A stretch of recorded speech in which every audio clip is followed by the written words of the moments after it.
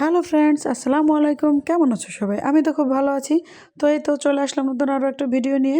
তো আজকে বানাবো নান রুটি। চলো সবাই দেখতে থাকো আমি কীভাবে বানাই। তো প্রথমে আমি প্রয়োজন মতো ময়দা নিয়ে নিলাম।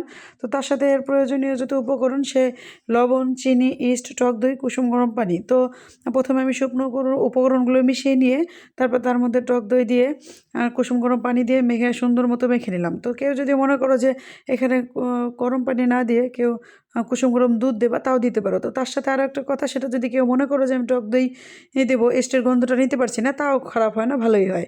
তো এরপর আমি সুন্দর মতো ডোটা মেখে নিয়ে প্লাস্টিক পেপার দিয়ে মুড়ে 1.5 ঘন্টার মতো রেস্টে রেখে দিলাম। তো তারপর 1.5 ঘন্টা পরে এটাকে সুন্দর মতো আবারও মুথি নিয়ে সুন্দর মতো প্রয়োজন মতো লেচি কেটে নিলাম। তো লেচিটা আবার 15 মিনিটের মতো আবারও রেস্টে রেখে দিলাম। তো তারপর আমি তো বেলে নিচ্ছি, সুন্দর করে বেলে নিয়ে ছেঁকে নিচ্ছি। তো প্রথমটা তোমাদের আমি বানিয়ে দেখালাম।